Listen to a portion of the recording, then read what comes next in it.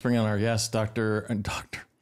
Mr. Shawn Buckley is back. Hey, Shawn, welcome back to the show. Oh, so glad to be back. Just a pleasure. Shawn, I'm going to go ahead and let you tee up what we're going to watch because we promised everyone that we'd be playing some NCI testimony that you did in Edmonton just recently. Are the children in Canada safe? And I'm going to go ahead and let you tee up what we're going to watch today. Yeah, this is compelling. So this is Theo Fleury.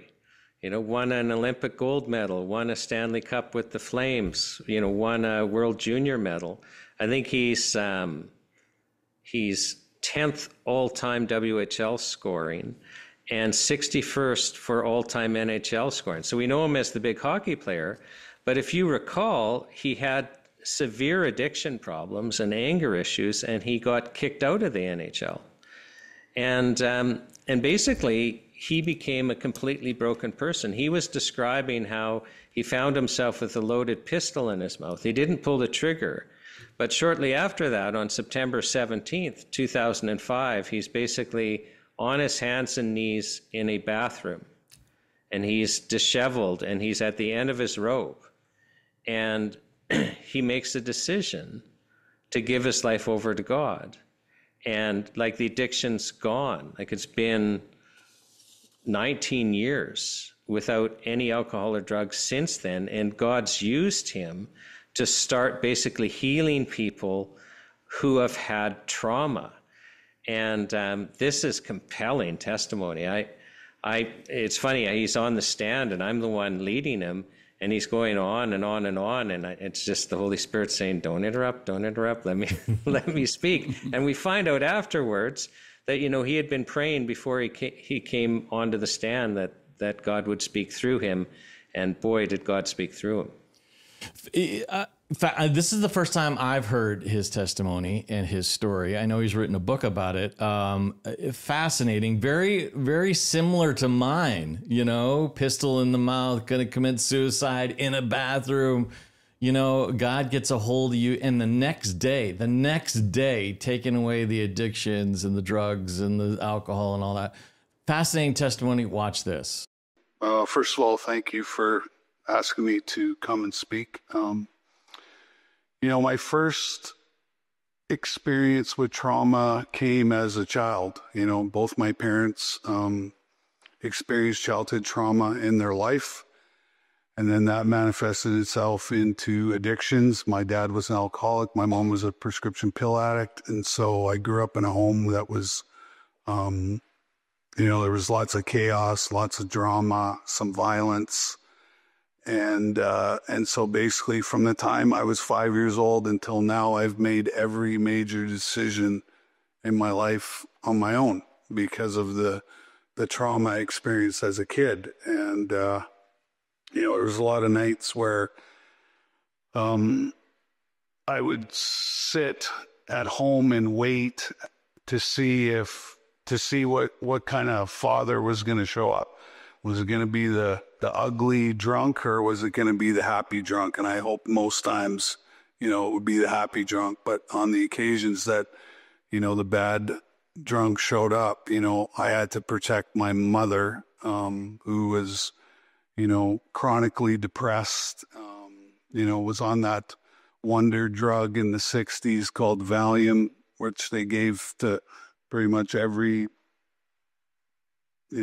type of whatever it was. And so she got addicted right away. And so, that was my first experience with trauma.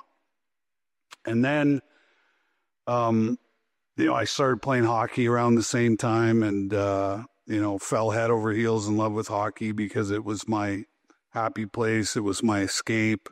If I was at the rink, I didn't have to be at home, and I didn't have to deal with, with all the craziness that was going on in my house, and quickly discovered I was really good at the game. And so, I spent the majority of my childhood, developing this, talent that I had. And so, my mom would often say, I'm just going to move your bed down to the rink because that's where you are most of the time. And I was very fortunate to grow up in a little town called Russell, Manitoba. And when I moved there when I was 6 years old, it just so happened that the 13 best athletes in this little town of Russell, Manitoba were all 6 years old, and were all my age, right?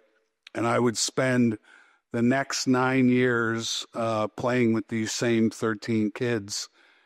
And not only that, but we had 3 incredible fathers who became our coaches, became our mentors, and instilled some incredible morals and values. And we were a very successful team.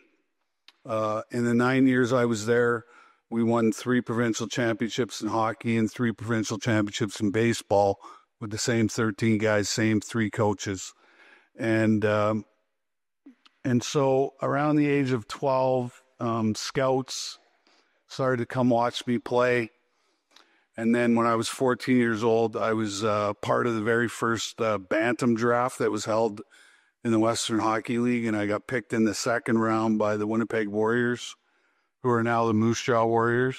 And so the summer after I got drafted, the guy that discovered me, the guy that scouted me, came to my parents' house and basically sat my mom and dad around the kitchen table and basically said, we think Theo needs better competition, better coaching, and we'd like for him to move to Winnipeg. And so when I was 15 years old, I moved to Winnipeg, and needless to say, that choice and that decision would change me for the rest of my life. Because over the next 2.5 years, this particular coach and scout, and I won't name him, raped me 150 times over a 2.5-year period. And so what I was left with was a lot of shame, a lot of guilt, a lot of anger, a lot of resentment, and there wasn't one person in the world I could have told. Because I knew if I tried to tell, first of all, I wouldn't be believed, and then second of all, I knew that would be the end of my hockey career, because I would be labeled as a liar, a cheater, So I kept this secret inside for 27 years. And I, too, quickly became addicted to all different kinds of things. And about 20 years ago, I had a fully loaded pistol in my mouth, ready to pull the trigger and end my life, because I was completely exhausted from living in emotional pain and suffering for the majority of my life. And then, I went on to have this amazing hockey career, you name it, all these accolades, all this stuff. And then in 2003, I got kicked out of the NHL because I couldn't stop drinking, I couldn't stop doing drugs, and my behavior was completely out of control. And then September 17th of 2005, I found myself in a washroom on my hands and knees, and I knew that if I continued down the road that I was going on, that I was going to die the alcoholic addict death, which was going to be a very painful, lonely, angry, miserable death. And so I ended up in a washroom on my hands and knees, and I was very physically distraught, crying, disheveled. And I reached out to God that night, and I asked him to take away the obsession to drink and do drugs. And I turned my will and my life over to the care of him that evening. And the next morning I woke up, and that was the last time I've had a drink and a drug, which was like 19 years ago. And basically turned my will and my life over to the care of God as I understand him, and he granted me sobriety. And then, it was interesting because, I'd focused my whole entire life, trying to become a professional hockey player.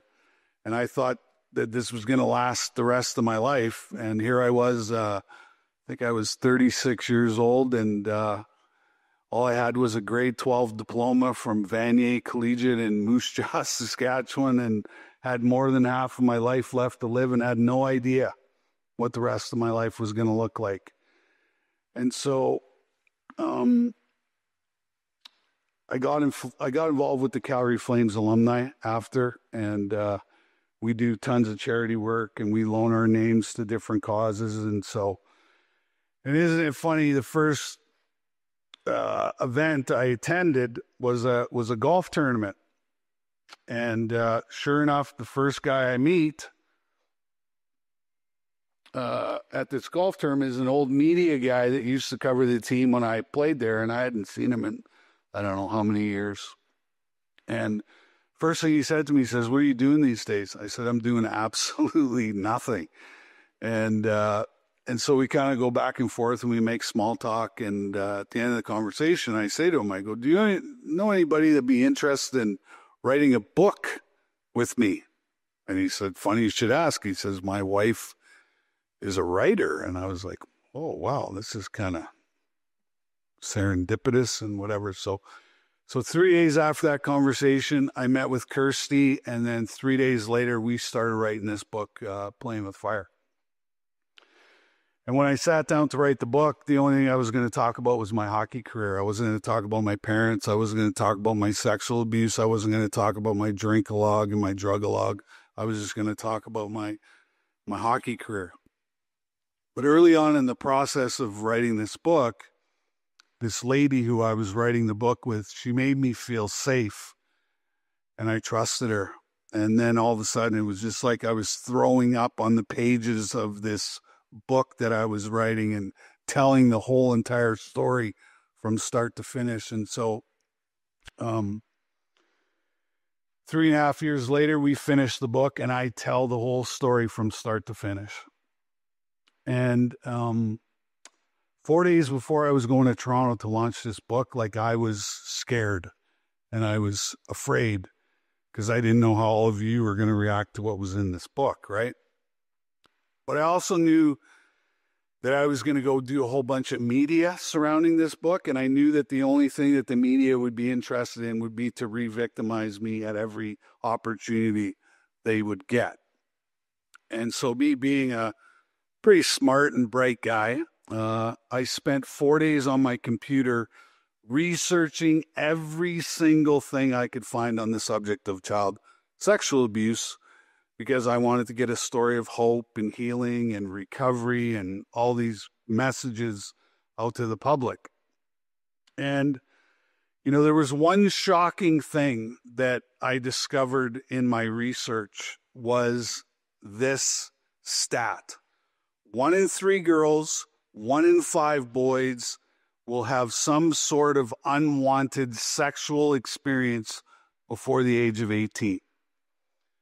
And I'm like, that's like 2/8. 2/8 is 1/4. 1/4 into the population of Canada. That means there's over 10 million survivors in this country. And so this is all going somewhere, so I'll just try to go as fast as I can. There's no rush. Okay. So here I was. I did 300 interviews the first 4 days I was in Toronto. I did TSN, Sportsnet, every magazine, every newspaper, every morning radio show, TV show. And just like I predicted, the only thing they were interested in was the gory details of my sexual abuse. But I'd spent 25 years in the media being interviewed every single day as a professional athlete. So I knew that I didn't have to answer the reporters' questions directly, right? So I took over every interview, and I had all this information. I had all this stuff about child sexual abuse. And so I got all these messages out there that, you know, this could possibly be the biggest epidemic on the planet. And why is nobody talking about child sexual abuse? You know what I mean? And so I got this incredible message out there. And then the next thing on the docket was the first book signing. And I I can tell you that my expectations were like really low. I was like, nobody's going to read this book, you know? And I'm not Wayne Gretzky. I'm not Mario Lemieux. I'm not Mark Messier. You know, I had a great career, but, you know, not like these guys. So I fully expected to show up and sign 10 books, go to the next town, sign 10 books, you know, so on and so forth. Well, I show up at the biggest Indigo chapter store in all of Canada, downtown Toronto, 3 levels. And I walk through the front doors of the bookstore, and there's 400 people standing in line with my book. And I'm like, the hell are all these people doing here, right? So I sit down at the table and I start signing books. And out of the corner of my eye, I spot this guy in line. And he's got my book clutched against his chest, and his face is buried in the floor, and he's walking really slow, and his hair is greasy, and his t-shirt's dirty, and his sweatpants are ripped. And I'm like, I wonder what's up with this guy. So I follow him all the way in the line. He gets to the front of the line, puts the book on the table, looks me in the eye, and says, "Me too. Me too." Now, you remember how I said I had no idea what the rest of my life was going to look like? Well, that guy showed up at that book signing to deliver a spiritual message of 2 simple words: me too. Well, you know what happened after that? I got completely run over by people. Everywhere I went, 5, 10, 15, 20 people were coming up at every book signing, every speaking engagement, every workshop that I was doing, and saying, "Hey, man, I read your book. You told my story. Me too. Hey, I saw your documentary. You told my story. Me too. Hey, I read an article in a magazine. You told my story. Me too." So something that I thought was uncommon is very common. And in the 16 years I've been out on the road doing this, I've had over 1 million people either directly or indirectly say those words to me, "me too." And, you know, as I was healing myself from trauma, you know, there's that saying, you know, when the student's ready, the teacher appears. Well, I've had many, many teachers appear along the way. And some of the most brilliant, bright, smart people in the field of trauma, psychology, psychiatry. And I would basically Velcro myself to these people and say to them, "Teach me everything you can about trauma, mental health, and addiction." And so basically I've been studying human behavior for the last 20 years. And I've come to the conclusion that every single issue we have in society starts with unresolved trauma. Every single issue in society starts with unresolved trauma. And, you know, I've done almost 1,000 speeches on the subject. You know, I've spent $1 million on therapy. I've done 10,000 hours of therapy. I've done every kind of therapy known to mankind. Not only because I wanted to get better myself, but I wanted to experience what was out there so that when people came to me and asked me for suggestions, I could say, well, try this or try that or whatever it is. Fascinating testimony, Shawn. I mean, I feel all kinds of things: anger, joy that he found God. You know, it's just sad that this is happening in the world today. Well, you know, what jumped out at me was just the numbers, right? And he's just talking about sexual abuse. So he said 1 in 3 girls and 1 in 5 boys, by the time they're 18, are going to have at least one unwanted sexual experience, which will cause trauma. Now, I mean, he started off just coming from a traumatized family, And, so he's experiencing trauma as a child, but it's because his parents also experienced trauma as children. Yeah. And we just seem to be in this broken cycle where there's so much hurt and so much trauma, and yet he's telling us the answer here, and that is he gave it over to God, and that's what made the difference. And I think there's two main takeaways here. Is first of all, I think we need to understand that as a society we have more trauma than we understand. Like, so when he's saying, all of our issues come from trauma, I think there's some truth there, because we get traumatized, we start reacting to that. People that suffer addictions, they've been traumatized by and large. So, and yet, the answer is turning to God and starting to tell your story. I mean, it's almost like we're in the book of James. I mean, you tell your story to someone. As in, it was meant more as in a confession thing, but there's something about being in a safe place and being able to tell your story completely honestly. For him, it was freeing. He had held that secret for 27 years, and in shame, that he found safe spaces to start sharing it. And I think that's part of the answer. The interesting thing is that what is the hockey organization actually doing to protect children? Because one of the things that he said is when he was 15 is when he basically got taken away from his parents and put into another situation, another home, and joined up with, another coach. And that's where he started being traumatized.